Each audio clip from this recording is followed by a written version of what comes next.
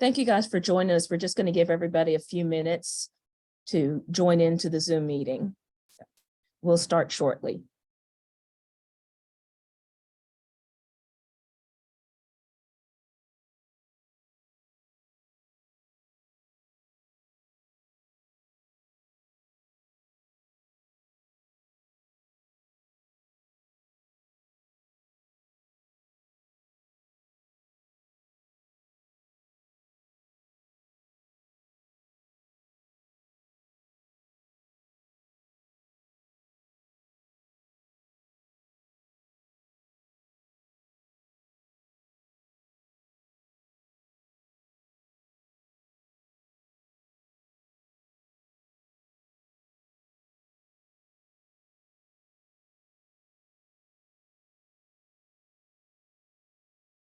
Okay, we'll go get started. Thank you guys for joining us. This is our 2023 Property Owner Webinar Series, and today's topic is your property tax bill. My name is Marya Crigler. I'm the Chief Appraiser of Travis Central Appraisal District, and I also have joining me today Bruce Elfant. He's the Tax Assessor Collector of the Travis County Tax Office. So just a few housekeeping items that we'll cover for you. Again, this is me, I'm Marya, and that's Bruce. If you have any questions at all during the presentation, please use the Q&A feature on your Zoom meeting. We will circle back and answer as many questions as we can in the time that we've got available to us. So please feel free to use that Q&A question answer. To start off, we'll talk a little bit about the appraisal district and the tax office. And again, my name is Marya Crigler, and I'm the Chief Appraiser of the Travis Central Appraisal District. We are a separate office and organization from the Travis County Tax Office, which is headed by Bruce Elfant. At the appraisal district, we determine the market value of the property. We do the appraisals. We send out the notices of appraised value. And then we handle any protest, we administer exemptions, and then we also receive any property tax deferral application. Over at the tax office, which is headed by Bruce Elfant, they calculate and send out any property tax bills. They do the actual collections of the property tax payments. And then they handle other non-property tax issues, including vehicle registration, license plates, voter registration, placards for people with disabilities, alcohol beverage permits, and court costs. So for the property tax calendar, we're getting up to one of our very important dates, but the property tax calendar goes as follows. January 1st is the assessment date, and that is the date that property values are set.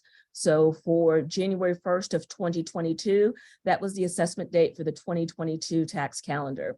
January 1st of 2023 is the assessment date for the 2023 tax year. So we're setting our appraised values as of that date, as of January 1st.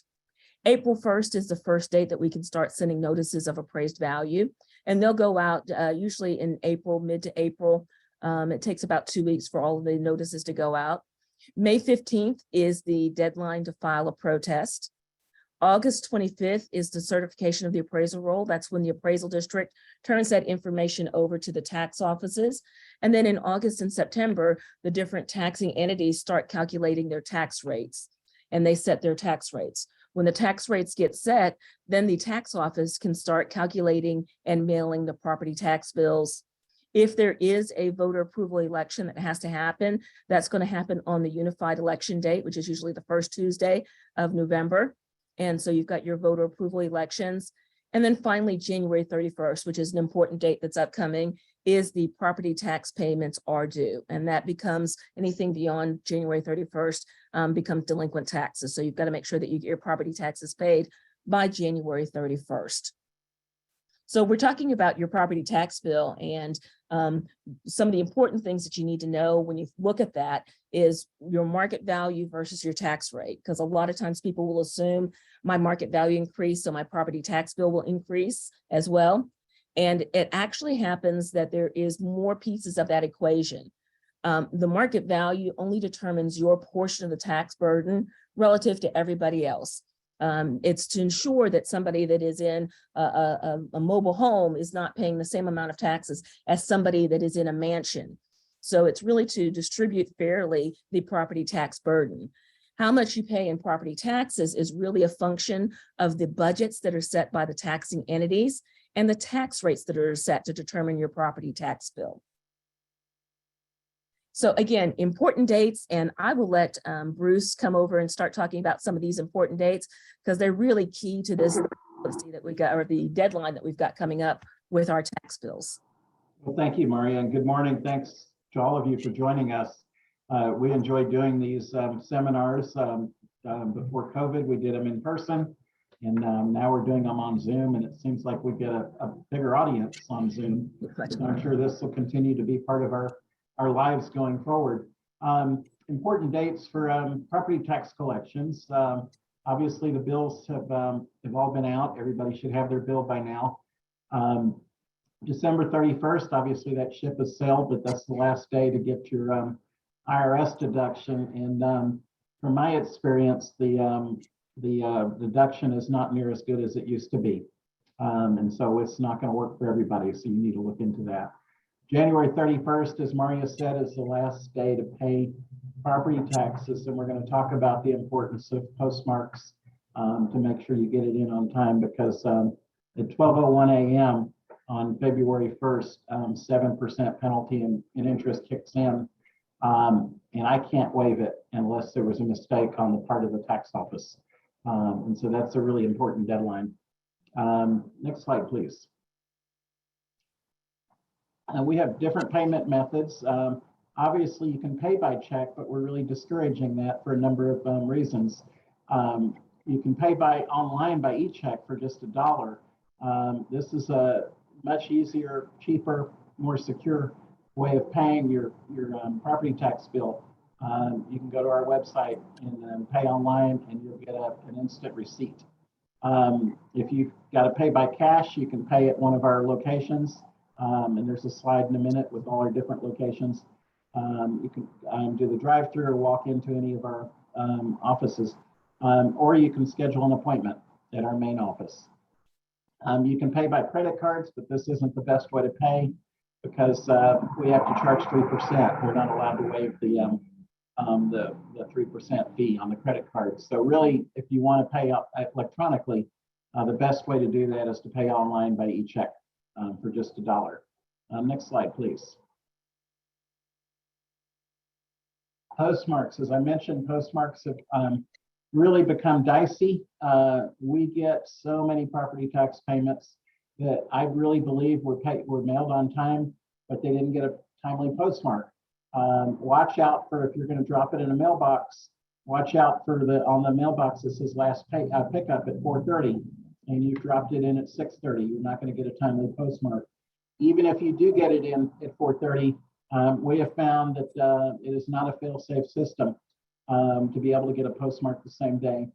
The other thing that I would mention is that we have had a rash of post office boxes being broken into, and checks, whether it's property tax or mortgage or utility bill or a check to your grandkid, have been stolen and washed, and this is becoming an increasing problem.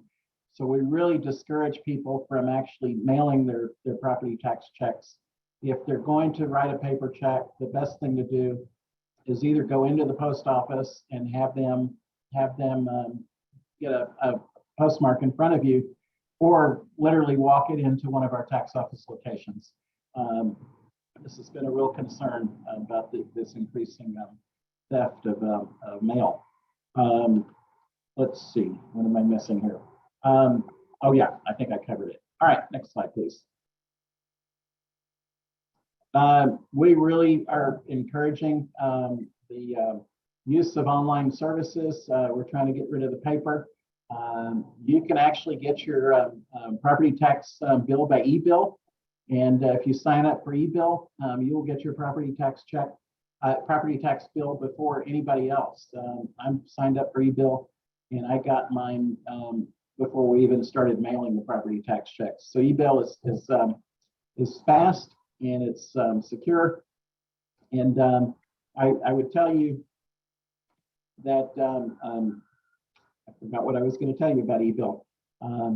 Oh yes, what I was going to say is that when we print and mail property tax bills, It costs us about $250,000 and takes us 2 or 3 weeks to mail all those out.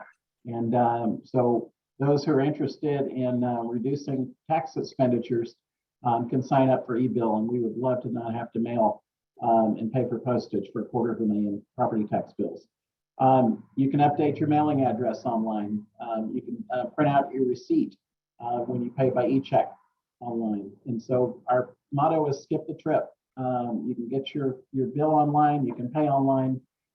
You can actually, if you're not able to pay the whole amount, we're going to talk about payment plans, you can actually apply for a payment plan online. Next slide, please. Here's the payment options. If you're 65 and older, disabled veteran, you can actually pay by escrow, or you can pay in 4 equal installments with no penalty and interest.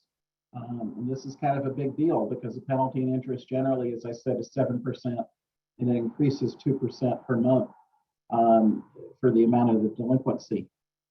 You can also choose to defer your taxes if you're 65 or older, and this is kind of an interesting option. For a lot of people, it might make sense, and for other people, it might not make sense. So you have to consider if you're going to defer your taxes and you're going to be around for another 20, 30 years, there is going to be a tax bill that's accrued at 5%, and you need to kind of understand whether your heirs are going to be able to pay it off and keep the home in your family. Because at the end, when you pass away, whatever that tax bill is has to be paid within 180 days, or the property goes to the county to auction off. So it may make sense for you, it may not. The other point that I would make about deferring is that if you have a mortgage, you want to check with your mortgage company to see if they would allow you to defer your taxes. Delinquent payment plans, we understand that a lot of people can't pay the whole amount by the deadline, and that's what this is all about. We encourage you to put down as much as you can, not because we want to collect everything, but we do. But the bigger reason here is that the more you pay, the less is impacted by the penalty and interest that's going to continue accruing on the unpaid part.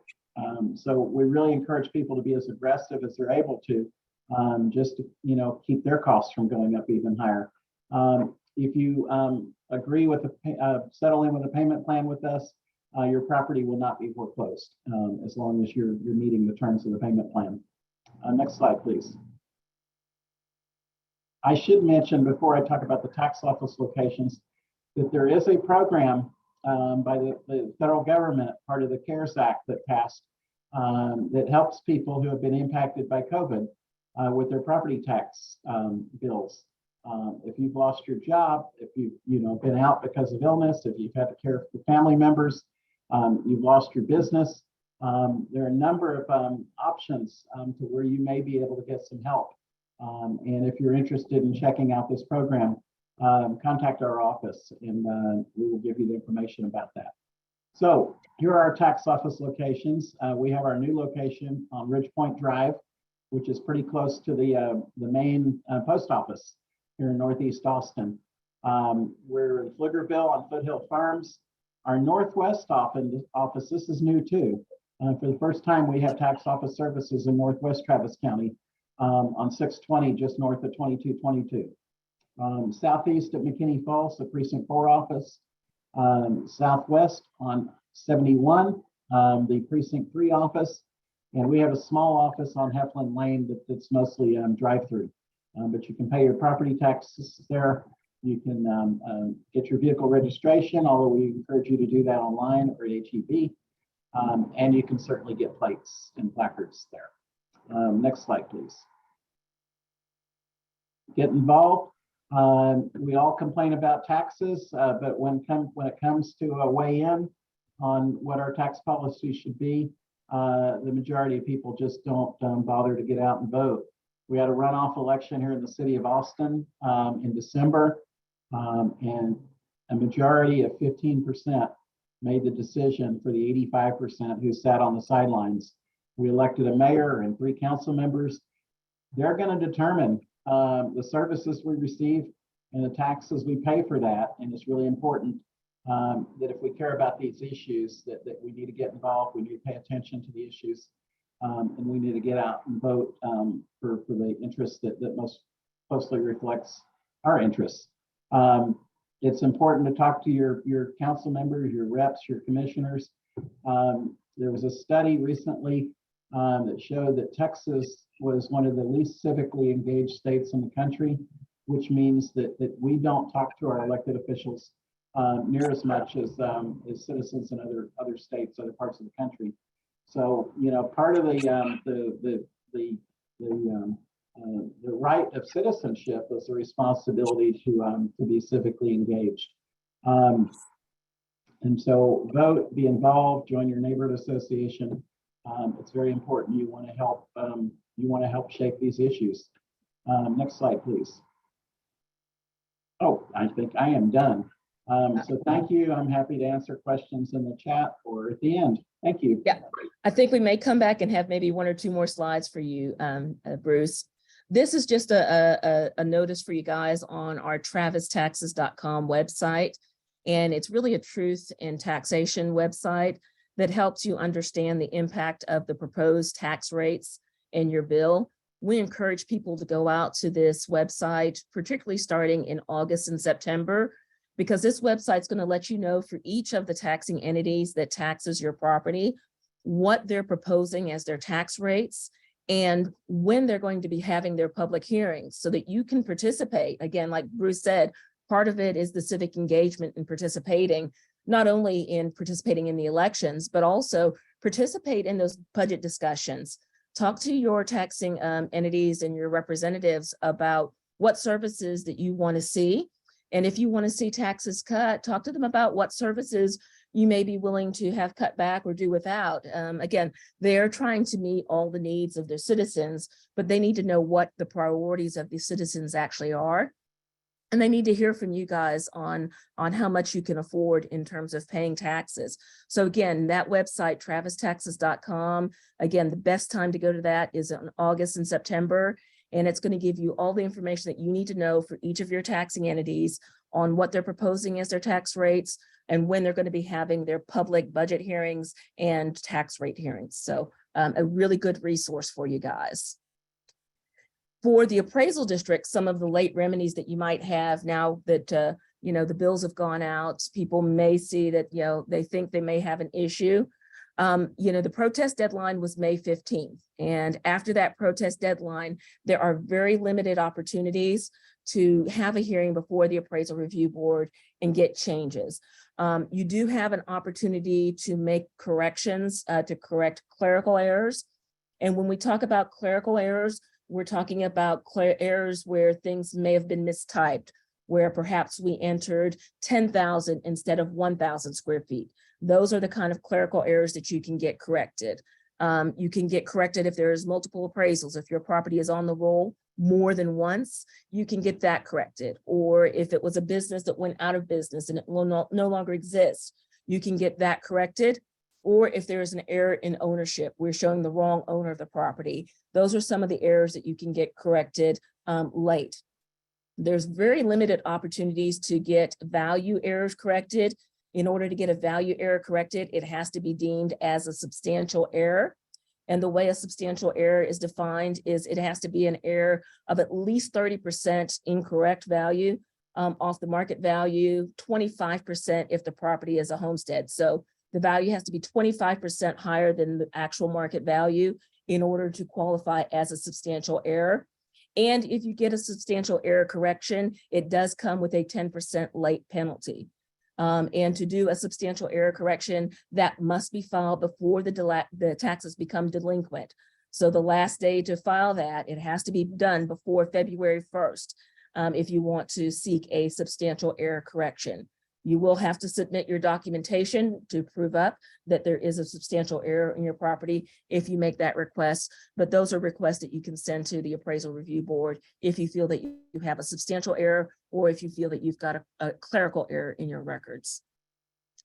The other thing that property owners can do that may save them some taxes is you can file for a late homestead exemption.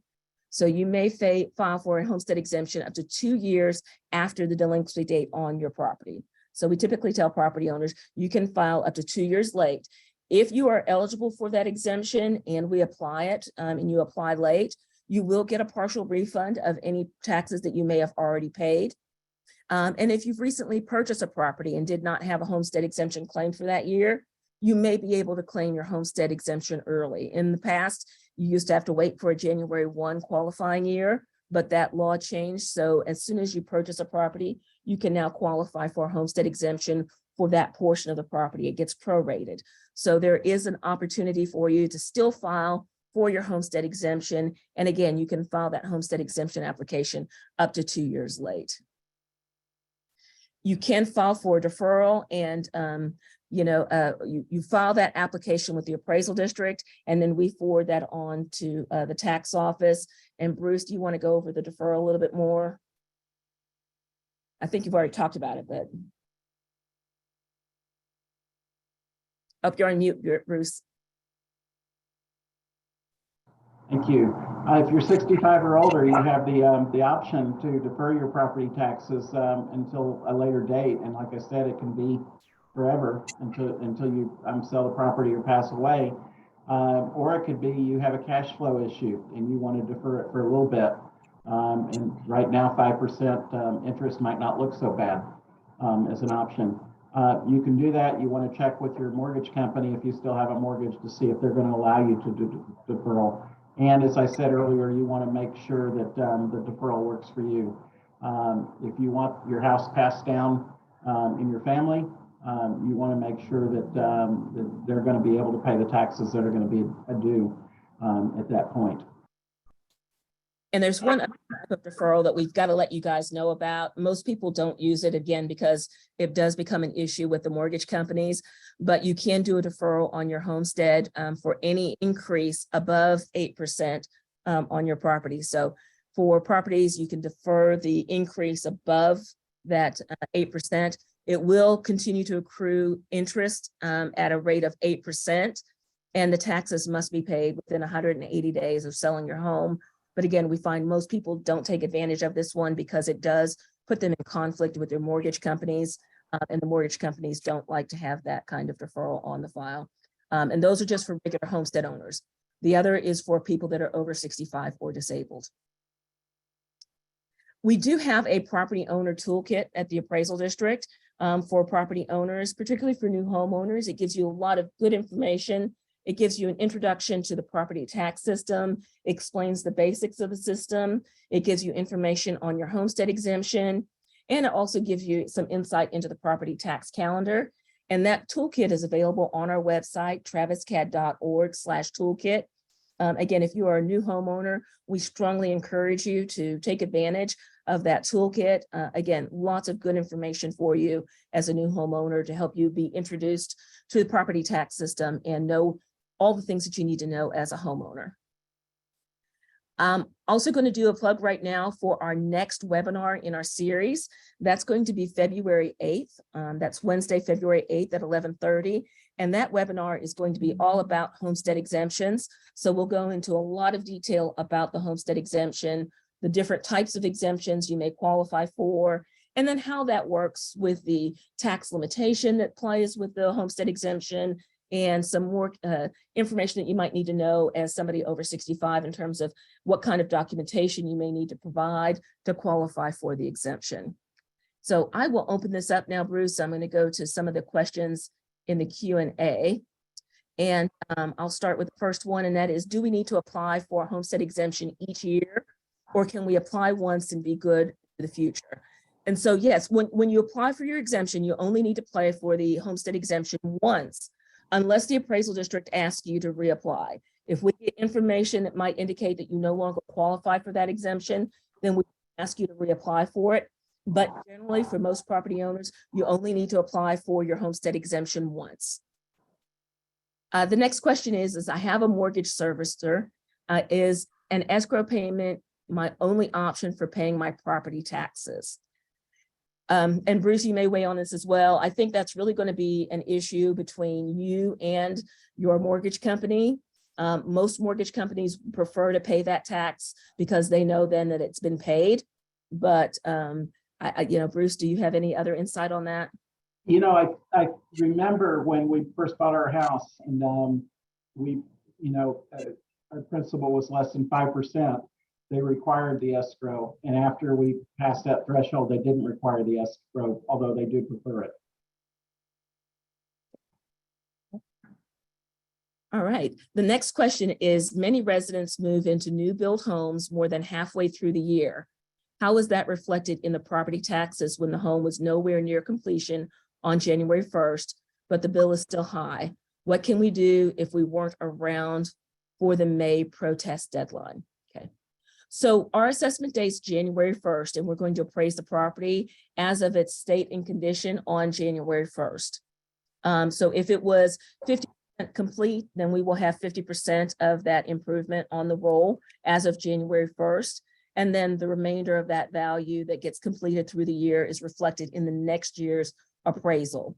If you are an owner that did not own the property on January 1st, but you acquire it later, but the original owner filed a protest, then you can step in the shoes of the person that filed the protest. So if you are the new owner and you bought the home in June and the owner on January 1st filed the protest, you can step in the place and carry on that protest as the new owner, but the protest still has to have been filed by the protest deadline. So May 15th is the protest deadline. The next question is, where can I review my property records for potential clerical errors? You can go to our website, and that is www.traviscad.org, and go to property search. All that information about your property is on our website. So you can go to that website and look to see if you see any clerical errors on the website. I will let you know that when we look at the square footage of your home, there is going to be a difference between what your builder may have told you and what the appraisal district has. It's usually about a 4% difference. And that's because the appraisal district measures all homes in Travis County from the outside.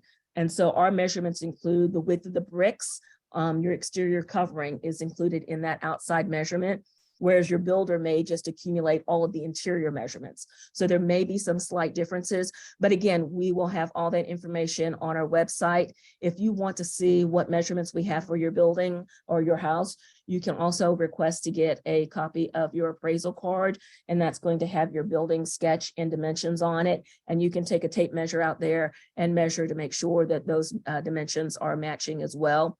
Again, it's got to be a substantial error at this point in order to get a clerical error correction. Otherwise, those corrections go to towards the next year. Am a homestead property owner. How do I know that my tax bill received homestead exemption? Okay, so if you go to our website, again, www.traviscad.org, it will list if you've got any exemptions.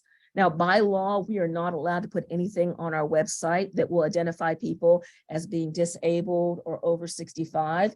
So you may have an over 65 or disabled exemption, and it will display on our website as other, combined with some other exemptions, but you should see an HS for a homestead exemption, indicating that you've got your general homestead exemption. And again, that is available on the Travis CAD website. And I would encourage people, the appraisal district sends out letters every so often to validate that that your property is still your homestead. A lot of people ignore those letters, and the appraisal district assumes that it's not a homestead anymore, and that causes some confusion. So if you receive a letter wanting to validate your homestead from the appraisal district, please respond. Yeah. And another thing that will often cause exemptions to fall off of the appraisal roll, and I know people do it for estate planning purposes, but if you change ownership of your property, if you put it in the name of a trust, the appraisal district does not know that that trust is the same owners. You need to notify us when you're putting your property in the name of a trust and you're doing it for estate planning purposes, that you are still the owner of the property and you are just doing it for that reason, so that we can continue your exemption. If you don't let us know that, then we're required by law to remove that exemption because there was a change of ownership records filed at the county clerk's office. So we see that happen quite frequently. We understand why you do it. You just have to let us know that you're doing it for that reason so that we can continue your homestead exemption. The next question is, my 8-year-old daughter is permanently disabled. Will I get disabled benefits? So right now, the law is such that you have to be the individual that is the owner of the property, has to be the disabled person claiming the disabled person's exemption. You cannot get the disabled person's exemption for your child. Now, we are moving into a legislative session. And so there's an opportunity for you to reach out, again, civic engagement, reach out to your local representative that represents you at the state legislation and tell them that you would like to see an exemption of this nature. But right now, the exemption for disabled persons is only for the owner of the property, has to be the disabled person claiming the exemption. Next question is, my value jumped up 60% from 2021 to 2022. Is this unusual? Of course, it's a great property value has gone up, but I'm shocked by how much I owe in property taxes this year. We saw a post-pandemic boom in market values and sales prices of homes in the Austin area. So the fact that you went up that much was not unusual for our Austin market in a post-pandemic boom. Typically, we don't see increases that high in Travis County. But that was something that we did see. Again, we had a lot of pent-up demand for housing and very, very low supply. So I know you guys heard the same stories I did about, houses selling for $100,000 over asking price, and all those things go into the market value of comparable homes and affect the market value that we determine for properties. But there was an unusually large post-pandemic boom in the market in 2022. I don't anticipate that we will see a similar boom happening as we go into 2023. But yes, that was unusual for that year. It's not typical, but that is reflective of market value. The next question is, my house was struck by lightning in October, which caused a fire. The Austin Fire Department put the fire out, but now the home is uninhabitable and it is still in the state when the disaster occurred. How does this affect my property taxes? Okay, so it will not have any impact for the prior year, the 2022 taxes, because again, our assessment date is January 1st of each year. So January 1st of 2022, the house was in livable condition. It was still in good condition. Come January 1st of 2023, we will look at the house in the state it is in on January 1st of 2023. And if it is still uninhabitable, if it is still gutted by the fire, then that will be reflected on your tax appraisal for 2023. If you can reach out to us separately and send me the address of your property, we will make sure that we have an appraiser go out and do an inspection on your property so that we can make sure we're as accurate as possible on the condition of your home as of January 1st of this year. The next question is, if you have a homestead exemption and move out of state, can you calculate what your taxes will be without the homestead exemption? Okay. That is something, yes, because if you are not a resident of the state and it's not your principal place of residence, you can no longer claim the homestead exemption. So that exemption would go away. You can reach out to the tax office and they can help you calculate what your taxes would be without the homestead exemption. You can also go to our website, travistaxes.com.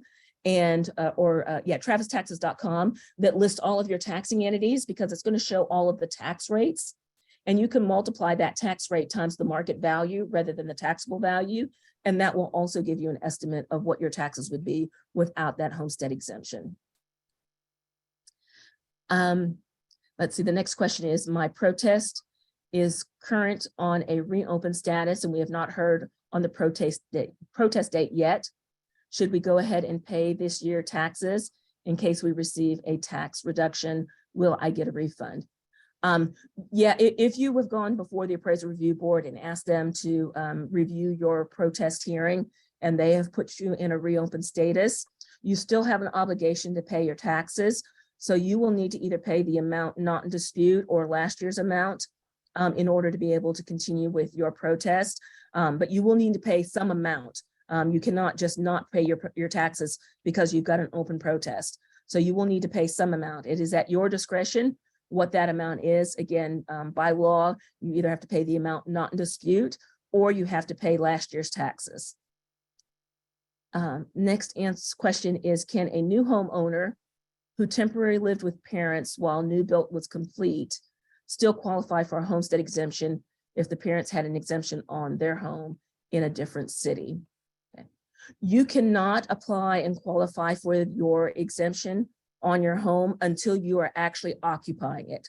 So if you've got a new built house and it has not been completed and you have not occupied it yet, you cannot yet claim your exemption. As soon as you move into the home, you can start claiming your exemption, but you cannot qualify for that exemption until you move in. So if you're still waiting for your house to be complete and you haven't moved in, you cannot claim an exemption.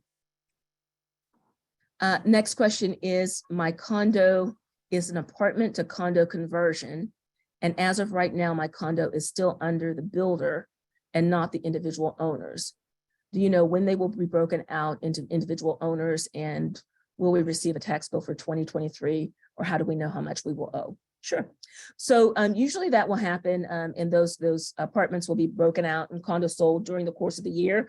That ownership change is reflected in the next tax year. So that should be reflected in 2023, and you would get a 2023 tax bill for that property.